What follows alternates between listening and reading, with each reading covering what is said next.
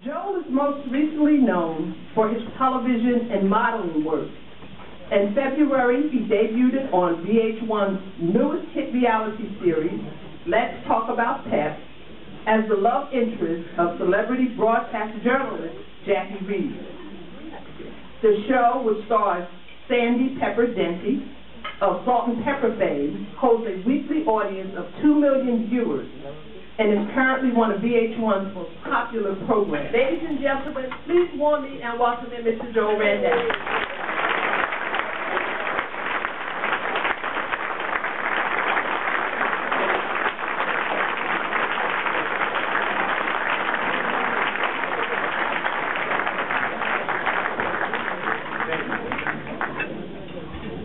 Thank you. Good afternoon. You know, it's kind of cool to hear the bio that you wrote about yourself read back. It's kind of weird, though. It's a little weird. But thank you for that warm introduction, Leslie. I love it. You know, it was about 3 months ago when I was contacted by KJ 525 to participate in today's event. You know, I received a call from Leslie, and I was deeply humbled by the invitation to deliver the keynote address. And after I accepted, of course, Leslie and I took the opportunity to meet up and converse about the details of this event. And I have to say I was even further humbled, not only by the invitation, but also by Leslie's sincere praise and accolades of my work as a journalist. You know, because you work in the New York City magazine industry, and sometimes it seems like your job is a little invisible because it's so competitive. And the fact that, you know, I'm on this podium today is just evidence that KJ 525 is committed not only to supporting and encouraging local youth, but also providing youth with real examples of success, as well as acknowledging the achievements of local people who attain success. Like the young man that spoke before me mentioned, in the last year, KJ 525 gave some of their young members $50 in cash to establish their own first savings account. Now, of course, not only was that commendable on their part, that was really smart. You know, because, of course, one of the best ways to get young people's attention and one of the best ways to motivate youngsters is through money incentives. You know, give the kids some money in their pocket and they'll pretty much do whatever you ask them to do. Young people in the building, isn't that right? My young people in the building, you love money, right? That's right. Young people, like Jay-Z says on that new song, on to the next one. Can I get some money, please? You know, now the real question becomes, now that we have the young people's attention, and now that we have the young people motivated, how do we continue to help them on their journey to being successful adults? So the talk this afternoon that I'm going to center on is helping young people on their journey to adulthood. Helping young people on their journey to adulthood. Now, you know, the dilemma we face in helping our young people on this journey is similar in nature to the challenges President Barack Obama faced recently in passing the health care bill. We all know and knew that it had to be done, but everyone just had to be on the same page regarding how we do it. And the same is true in helping our young people. There's many strategies available, but there's no silver bullet solution.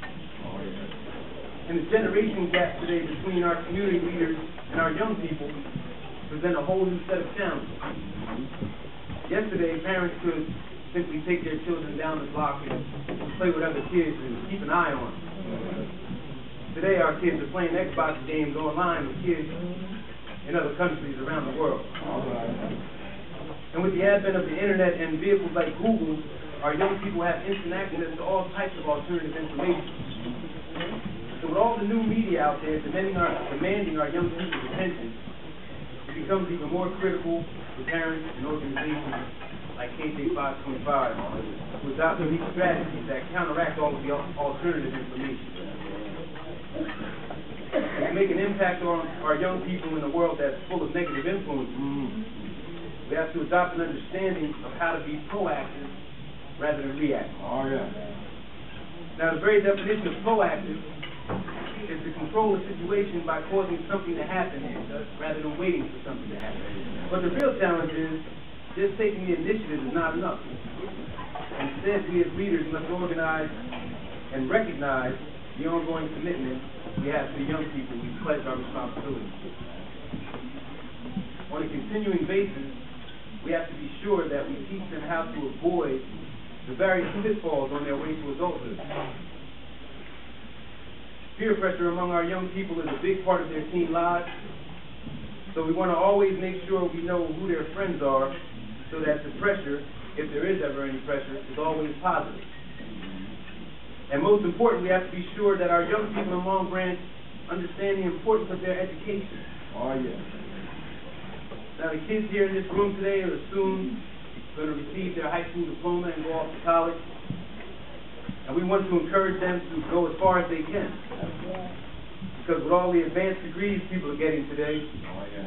you know, the PhDs and the masters and the Juris Doctorates, Oh, yeah. even bachelor's degrees are starting to look like high school diplomas. So we want to encourage our young people to take their education as far as they can. Now, I myself, of course, I obtained my first degree in journalism at UCLA. All right. That's better known as Brookdale Community College.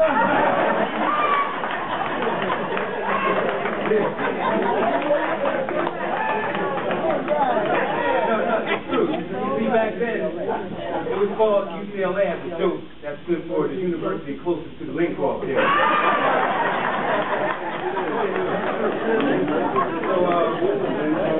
I'll even take it a bit further. After we got there, of course, Brookdale is known as BCC. Of course, being black folks, we changed that too. We called it the Black Chocolate City. I still wear my Brookdale ring today, proudly. All right. You know, you should always celebrate your achievements. But, of course, after Brookdale, I got my second journalism degree at Rutgers University in New Brunswick. But before I earned my 2 degrees, I had to first get a late pass. I had to get a late pass because before I went to college, I went to another institution known as the School of Hard Knocks. Now, of course, to my young people in the room, I don't have to tell you what it is, but I'm going to anyway. The School of Hard Knocks is prison.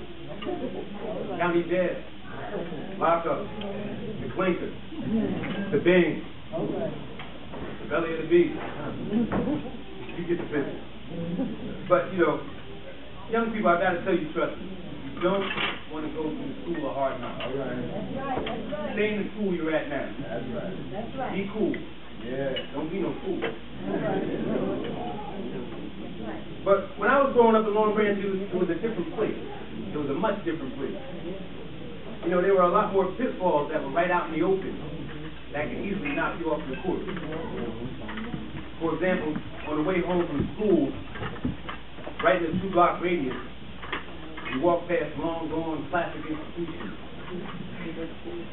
Spots like the North Bar, Union Bar, like Tyrone said, Club 45, Sally Ho. All these past long-gone classic institutions. There is one particular story that I like to share.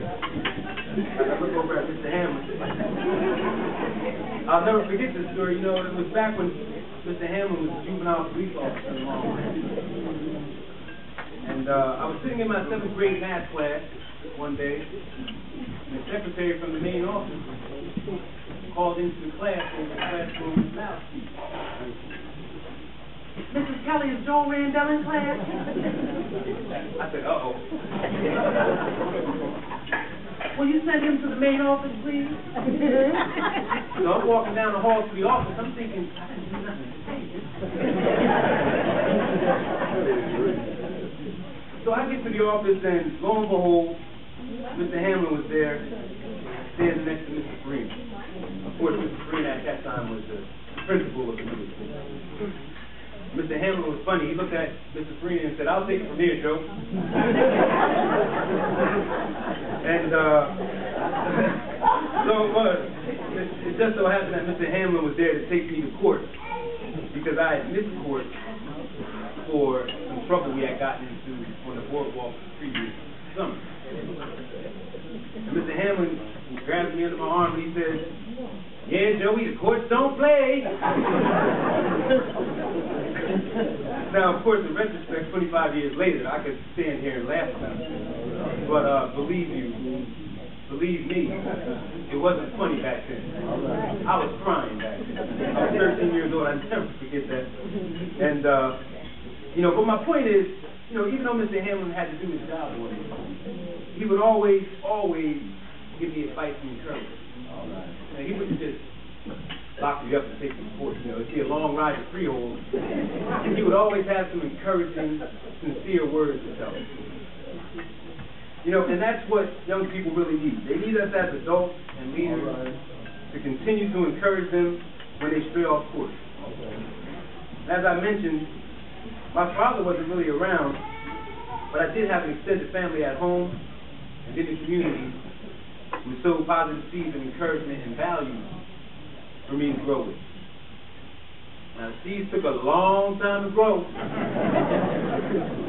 They took a minute to grow, but they grew nonetheless, and that's what's important. So again, how do we help our young people on their journey to adulthood? How do we help them avoid the various pitfalls that litter their path like seeds? Now, as their parents and leaders, of course, we can teach them the importance of making positive choices and how the choices that they make will dictate the lives they live. Now, I know from firsthand experience that it only takes a split second to make a bad decision. It takes years and years, oftentimes, to reverse the effect. So like myself, many of our young people don't have fathers present in their life, so we can also find the mentors that can help fill that void. Or we can even be mentors ourselves. Many of us have the resources to reach out and give back to the kids who are less fortunate. So I think it's important that we start to do so. What we can also do is we can get involved in young people's personal lives. As parents, we can talk to them about things like peer pressure and how to handle situations when they're being influenced by negative people.